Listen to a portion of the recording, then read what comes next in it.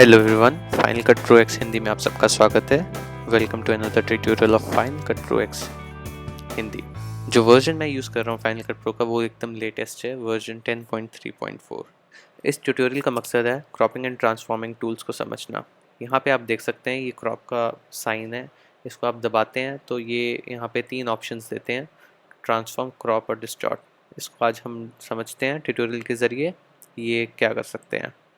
सो सबसे पहले हम इसको यहाँ पे प्रेस करेंगे। अगर तो क्रॉप करना है तो ये सिंपल साइन है, क्रॉप आप दबा सकते हैं, लेकिन उससे पहले हम ट्रांसफॉर्म को समझते हैं। अगर आप ट्रांसफॉर्म दबाते हैं तो ये स्केल डाउन में करके आपको बताता हूँ, ये डॉट्स आ जाते हैं। इसके ज़रिए मान लीजिए आपको फ्रेमिंग चेंज करनी है या थोड़ा सा ये पार्ट नहीं चाहिए मान लीजिए मेरे को, तो ये इस कोने से पकड़ के मैं इसको थोड़ा सा बड़ा करूँगा और ये एंकर पॉइंट बोलते हैं इसको। जैसा कि फ़ोटोशॉप वगैरह में भी आप सब चलाते हैं, इसको मैं हिला के इसको ट्रांसफॉर्म कर सकता हूँ, इसकी फ्रेमिंग चेंज कर सकता हूँ। ये देखिए, डन कर दिया, ये फिट टू स्क्रीन कर दिया। और आप देख लीजिए साइज़ ये मैं छोटा क्यों करता हूँ, ताकि इसके एजेस आपको दिख जाएं। इसको छोटा करके देख लीजिए, ब्लैक एरिया तो नहीं आ रहा, पूरा कवर हो रहा है। एंड यहाँ से आप ट्रांसफॉर्म कर सकते हैं। अच्छा, सेकंड चीज़ इसमें ये है कि यहाँ पे ये जो आप पकड़ते हैं तो इससे रोटेशन हो जाती है। रोटेट आप करेंगे, शिफ्ट दबाकर अगर आप रोटेट करें तो ये 45 डिग्री के एंगल पे मूव करेगा। 45, 45, 45, 45, सीधा 90 नहीं करेगा, 45 करेगा। और एक और बात इसमें और फोटोशॉप या एडोब के सॉफ्टवेयर्स में ये फ़र्क है कि इसको अगर आप शिफ्ट दबा के करेंगे तो इसकी स्केलिंग चेंज हो जाएगी, ये देखिए। जबकि फ़ोटोशॉप में होता है आप शिफ्ट दबा के करेंगे तो वो स्केल चेंज नहीं होता, लेकिन इसमें सिंपली शिफ्ट नहीं दबाना, आपको सिंपल यहीं से ट्रांसफॉर्म करना है। यहाँ से करोगे तो आप फिर डिस्टॉर्ट होगी इमेज, यहाँ से करोगे फिर से डिस्टॉर्ट होगी, लेकिन आप यहाँ से करना। सो ये था हमारा ट्रांसफॉर्मिंग टूल। कंपोजिशन चेंज करनी हो, मान लीजिए आपके पास 4K फुटेज हो, उसको आप आराम से ट्रांसफॉर्म या उसकी कंपोजिशन आप चेंज कर सकते हैं पोस्ट में। सेकेंड हमारा आता है क्रॉप टूल। क्रॉप टूल आप दबाएंगे तो यहाँ पे 3 ऑप्शंस आएंगे, trimming, cropping and Ken Burns. इन सबको हम एक एक करके समझेंगे। सबसे पहले आता है हमारा ट्रिम। इसको अगेन मैं 25% कर दूंगा। ट्रिम से है सीधा मैं कट कर दूंगा तो ये ब्लैक आ जाएगा। मान लीजिए मैंने ये फुटेज इसके ऊपर लगा दी, यहाँ पे इस एरिया में आप देखेंगे। तो अगर मैंने क्रॉप पे दबा के ट्रिम किया तो मैं इसको स्प्लिट स्क्रीन जिसको बोलते हैं वो मैं कर सकता हूँ। यहाँ पे करके ट्रिमिंग से वो बाकी चीज़ नहीं आएगी, ट्रिम हो जाएगी वो। सो इसको ध्यान रखना है, फुटेज को एक के ऊपर एक रखना है किसी भी एडिटिंग सॉफ्टवेयर की तरह। इसको अगर मैं यहाँ से स्पेस बार दबा के प्ले करूँगा तो ये कुछ इस तरह से लगेगा।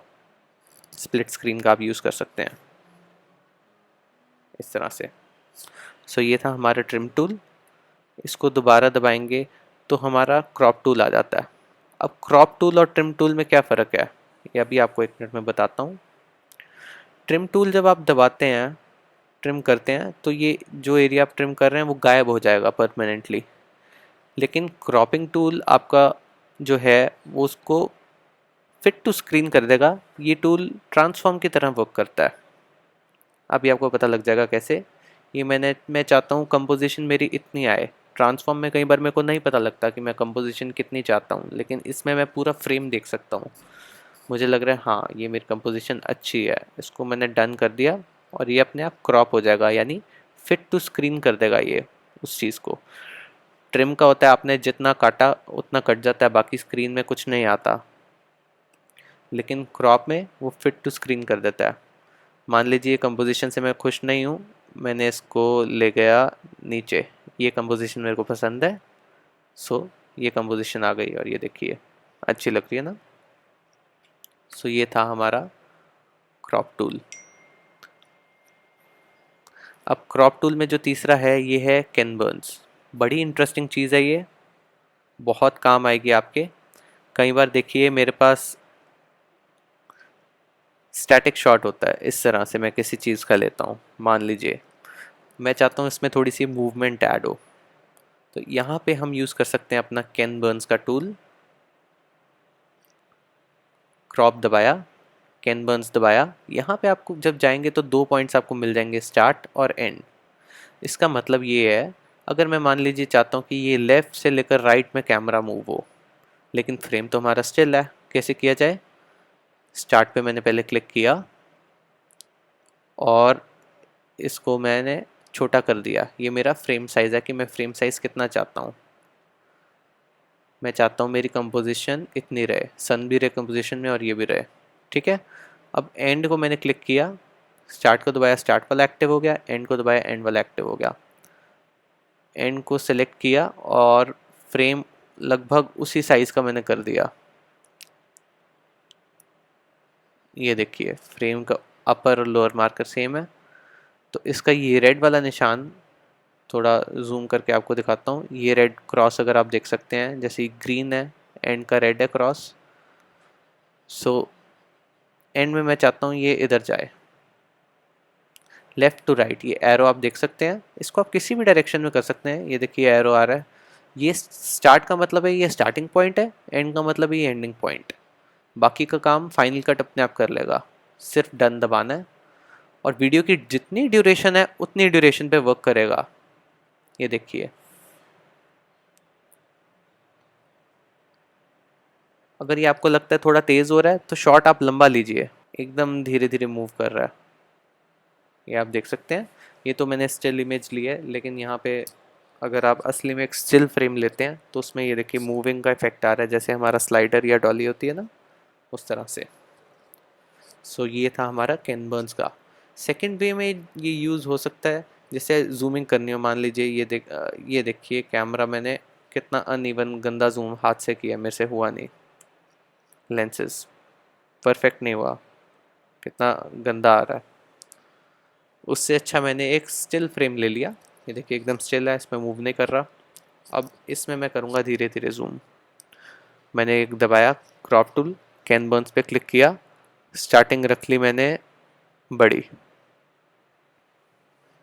अब एंड पे दबाया मैंने और मैं चाहता हूँ मेरा सेंटर यहीं पे रहे। मैंने ये अलाइन कर दिए दोनों और इतना चाहता हूँ फाइनल मेरा हो जाए। ये देखिए कितना स्मूथ जूम इन ऑटोमेटिकली ये हो रहा है, मेरा सॉफ्टवेयर कर रहा है। सो बड़ी क्रिएटिवली आप इसको यूज़ कर सकते हैं। जहाँ पे आपके पास स्मूथ जूम अवेलेबल ना हो, आप वाइड फ्रेम ले लीजिए और बाकी सॉफ्टवेयर अपने आप काम कर लेगा। अगर आप चाहते हैं इसका उल्टा हो तो वो बहुत ईजी है, आप बार बार चेंज नहीं करना पड़ेगा। यहाँ पे ये जो आप देख रहे हैं ये उल्टा, एक बार प्ले करके देख लीजिए कैसे प्ले हुआ है। आउट से इन गया, इन टू आउट चाहिए तो ये दबा दीजिए, रिवर्स हो जाएंगे साइंस, जैसे आप देख रहे हैं। सो ये था हमारा कैन बर्न्स। आई होप कि आप इसको बहुत अच्छे से यूज़ कर लेंगे।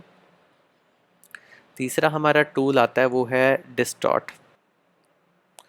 अब डिस्टॉर्ट ऐसी चीज़ है कि आप क्रोमा पे काम कर रहे हैं या बैकग्राउंड पे काम कर रहे हैं, आप चाहते हैं किसी एंगल पे हो जाए, तो लिटरली आप डिस्टॉर्ट यूज़ करके ये देखिए फ़ोटो को कोई एंगल दे सकते हैं। यहाँ से दबाया, यहाँ से किया, 3D आप कर सकते हैं, इससे 3D इफेक्ट दे सकते हैं। मान लीजिए इसको मैं लेफ़्ट वॉल पे बनाना चाहता हूँ, तो ये डिस्टॉर्ट आप ऐसे यूज़ कर सकते हैं। स्टिल इमेज है लेकिन मैं 3D इफेक्ट देना चाहता हूँ। सो इसके बारे में ज़्यादा मैं समझाऊंगा नहीं, क्योंकि ये एक क्रिएटिव टूल है, क्रिएटिवली आप यूज़ कर सकते हैं। इतना ज़्यादा यूज़ नहीं होता डेली लाइफ में, लेकिन अगर आप क्रोमा पे काम कर रहे हैं या आपको 3D कुछ बनाना है तो आप 3D एनिमेशन वगैरह करने के लिए इसको इस्तेमाल कर सकते हैं। बाद में इसके बारे में ज़रूर जानेंगे, कोई ट्यूटोरियल आएगा अगला, लेकिन फ़िलहाल के लिए ये तीनों टूल्स आपके लिए इम्पॉर्टेंट हैं। और अगर इसको आपने फ्लिप करना है इमेज को, तो आप फ्लिप कर सकते हैं डिस्टॉर्ट टूल के ज़रिए। अदरवाइज़ आपको इमेज फ्लिप करनी है तो आप ट्रांसफॉर्म टूल के ज़रिए भी कर सकते हैं। टूल सारे एक काम करते हैं, लेकिन कौन सा आपको सूट करता है वो आपको डिसाइड करना है।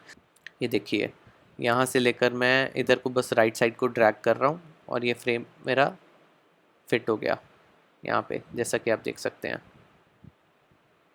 सो फ्लिप मैं यहाँ से भी कर सकता हूँ। एंड दूसरा तरीका ये है, अगर मैं यहाँ से दबा के यहाँ से इधर ले जाऊँ तो ये उल्टा हो जाएगा, ऐसे भी कर सकता हूँ।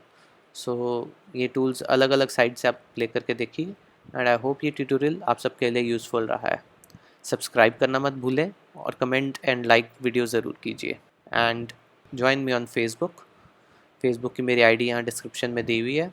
Thank you for watching.